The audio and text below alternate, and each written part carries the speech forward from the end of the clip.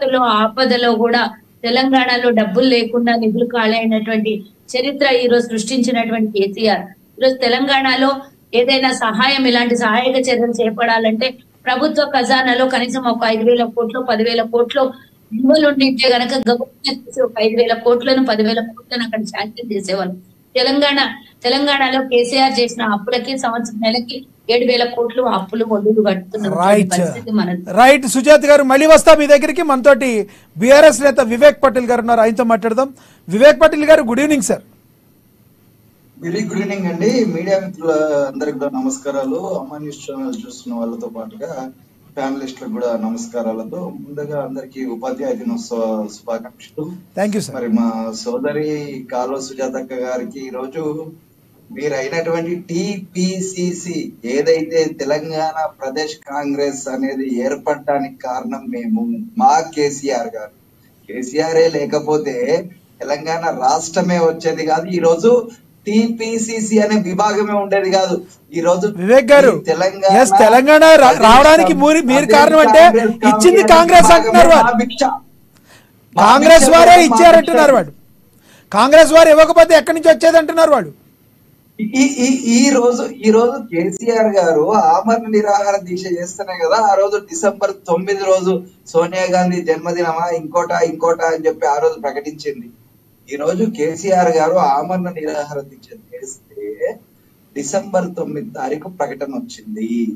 ఆ తర్వాత దాన్ని ఏదైతే మరి దాన్ని కేంద్ర ప్రకటన చేసింది ఎవరండి? ప్రకటన చేసి ఆ రోజు ఎవరైతే అధికారంలో ఉన్నారో వాళ్ళు చేసి ఆ రోజు అధికారంలో ఎవరున్నారండి? ఆ రోజు అధికారంలో కాంగ్రెస్ పార్టీ ఉంది. అదే కదా అందరూ చెప్పేది. పార్టీ మెడలు వంచి ఆ కాంగ్రెస్ పార్టీ మెడలు వంచి ఆ కాంగ్రెస్ పార్టీ ద్వారా ప్రకటన తీసుకొచ్చింది కేసీఆర్.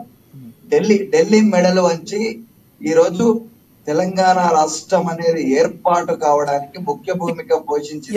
మీరు అన్నదానిలో పాయింట్ ఉంది. ఒక చిన్న ప్రశ్న, 4 కోట్ల మంది అడిగినా చెప్తారు సార్. ఒక్క క్వశ్చన్.